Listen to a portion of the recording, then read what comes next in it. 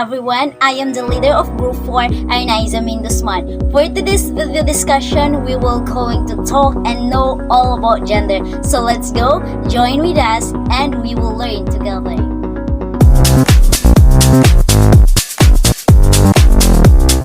Why do some people think that drinking black coffee is manly, while ordering a pumpkin spice is girly? Don't let them fool you. Pumpkin spice has no gender. Pumpkin spice for everyone. The gendering of inanimate objects is super common practice, and it is a good example of how societies create markers of gender that have nothing to do with anything biological. Gender, as you all recall, refers to the personal and social characteristics, but not the biological traits that we are associated with different sexes. It is refers to the characteristics of women, men, girls, and boys that are socially constructed. And the social construct, gender varies from society to society and can change over a period of time. In English, we have the four gender of nouns, the masculine, feminine, common, and neuter, but we wouldn't talk about it. We will just focus in the sociology of gender. Sociology.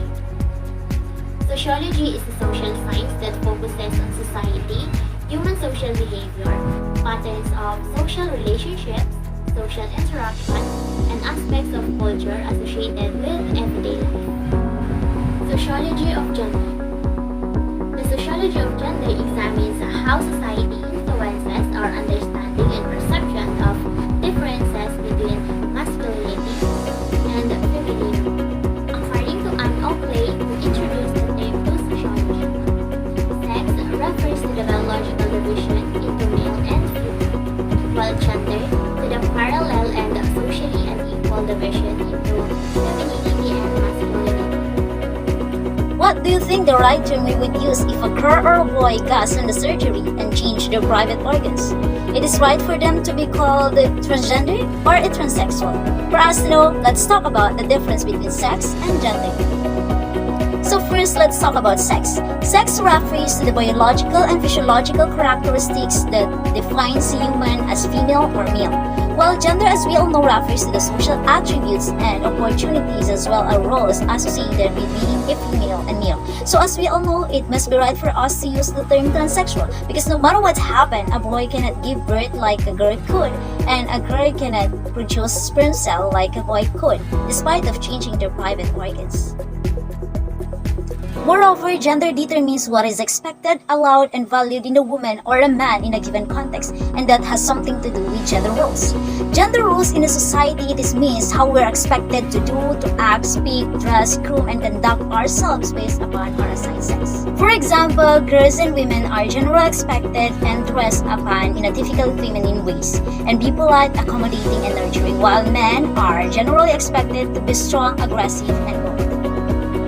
A widely accepted judgment or bias about a person or a group, even though it is overly simplified and not always accurate, is what we call stereotypes. But the question is that, how do gender stereotypes affect people? Stereotypes about gender can cause unequal and unfair treatment because of opposite genders. And that is what we call sexism. These are the four basic kinds of gender stereotypes. Number 1. Personality traits.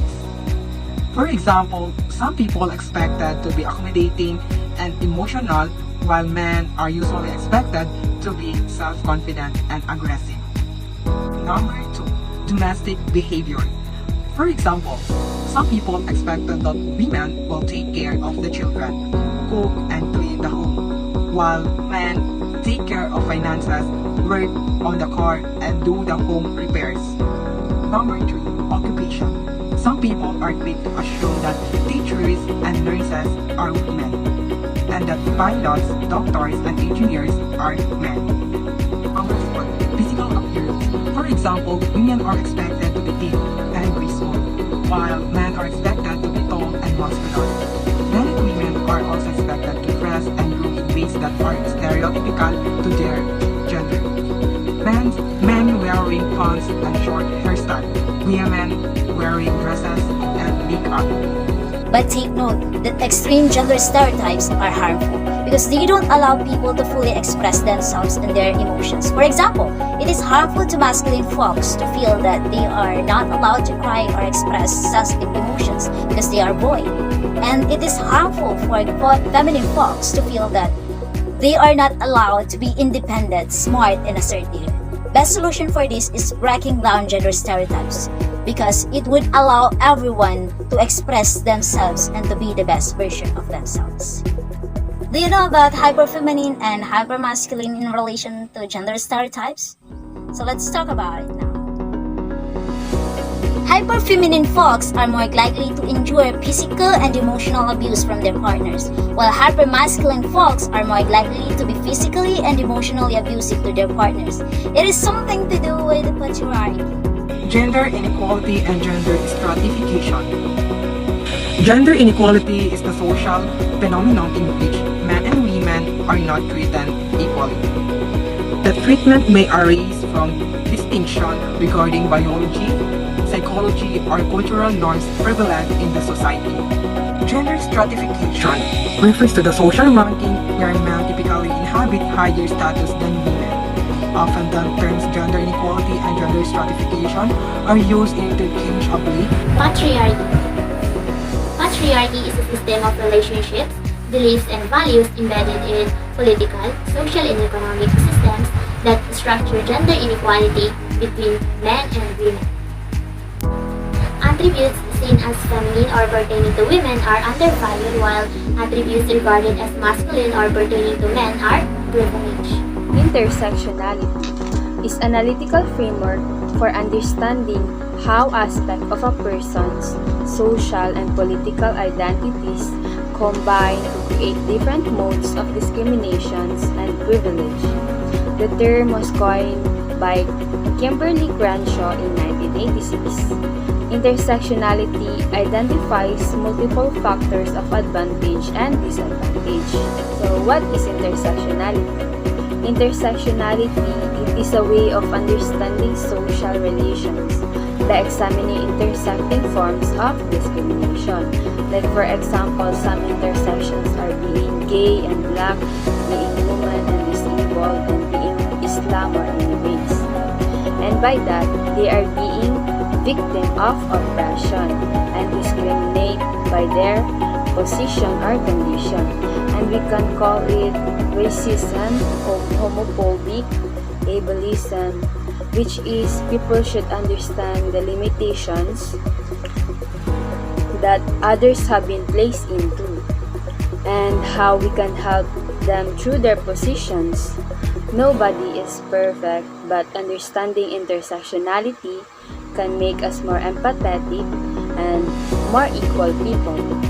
Help us to understand the advantage and disadvantage of criticizing others. Intersectional feminism is a form of feminism that stands for the rights and empowerment of all women, taking seriously the fact of difference among women, including different identities on radicalization, sexuality, economic status, nationality, religion, and language. Chicana feminism empowers women and insists that they challenge the stereotypes and boundaries that Chicanas face across the lines of gender, ethnicity, race, class, and sexuality. Most importantly, Chicana feminism is a movement. So, Chicana feminism, they too wanted to fight against gender inequality and the domineering male-female gender roles. They protesting the equality of both genders that being controlled by limiting what they could or could not do in America. Masculinity and femininity. Masculinity is seen to be the trait which emphasizes ambition, acquisition of wealth, and differentiated gender roles. Femininity is seen to be the trait which stress caring and nurturing behaviors, sexuality, equality, environmental awareness, and more fluid gender roles. Masculinity stands for a society in which social gender roles are clearly distinct. Men are supposed to be assertive, tough, and focused on material success. Women are supposed to be more modest, tender, and concerned with the quality of life. Femininity stands for a society in which gender rules over love. Both men and women are supposed to be modest, tender, and concerned with the quality of life. Examples of masculinity and femininity is goal setting versus growing insight. Goal setting being a more masculine trait, while so-called growing insight is much more feminine trait. This growing insight also supports the cultural need to seek consensus rather than to be dissensus. So what is gender and sexual identity? Gender identity is the personal sense of one's own gender.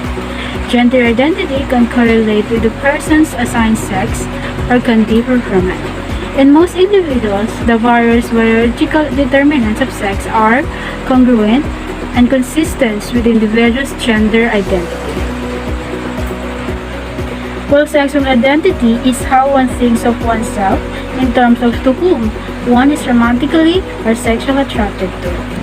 And sexual identity may also refer to sexual orientation identity, which is when people identify or disidentify with a sexual orientation or choose not to identify with a sexual orientation. In addition to that, sexual identity is about who we are romantically or sexually attracted to, while our gender identity is our psychological sex or how we feel and think of ourselves. Our sexuality might be heterosexual, lesbian, gay, bisexual, pansexual, while our gender identity might be male, female, non-binary, gender fluid, and transgender. Doing gender and embodying gender.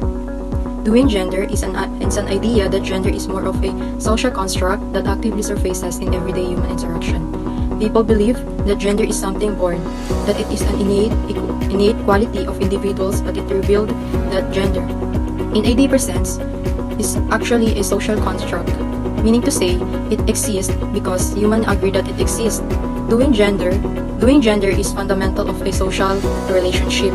One does gender in order to represent themselves and to be perceived by others in a particular way, either as a male, female, etc. For example, a male opens a door for a female and it considered doing a gentleman, and if we link to it doing gender, that male was depicting an idea of gender through his action in a particular social setting. Gender embodiment, on the other hand, may be defined as the way in which cultural ideas of gender in a given society create expectations for influence the form of our bodies. To talk about why we have gender in the first place, let's go back to the theories of gender that sociology built on. This one was the structural functionalism theory. It is the understanding of human behavior as a part of a system that helps keep society organized and functioning. This idea views gender as a means of organizing society and has influenced the binary opposition of the feminine and the masculine, or the female versus male. Interactionism by George Herbert Mead. The ideas behind symbolic interactionism suggest that gender is something a person does. This proposes that gender is not imposed by institution and looks at gender as something an individual telegraphs. General conflict theory by Karl Marx. General conflict theory by Karl Marx. Gender conflict theory sees gender as a structural system that distributes power and privilege to some and disadvantage to others. Intersectionality refers to the analysis of the interplay of race, class, gender, sexual orientation, and other identities, which often results in multiple dimensions of disadvantages. Feminist theory. Feminism can be defined as the support of social equality for all genders, in opposition to patriarchy and sexism. Broadly speaking, feminism advocates the elimination of gender stratification, expanding the choices that women and other genders are allowed to make, ending gender-based violence, and promoting sexual freedom. Liberal feminism is rooted with an aim to expand the rights and opportunities of women by removing cultural and legal barriers to women's equality, such as implementing policies that prevent discrimination in the workforce or improving reproductive freedom. Socialist feminism views capitalism as the foundation of patriarchy and advocates for full economic equality in the socialist tradition.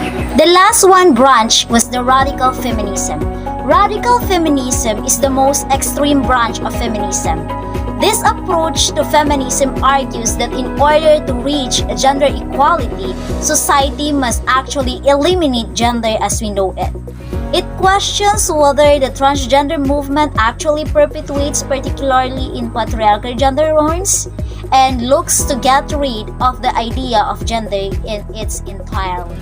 So that's all for today. We've just discussed all about gender, specifically the sociology of gender, the difference between sex and gender, what is gender roles, how do gender stereotypes affect people, specifically the extreme one. We've also discussed the 4 basic kinds of it, then we go to hyperfemininity and hypermasculine, then we also cover gender equality and gender stratification, including patriarchy, intersectionality, and Chicana feminism.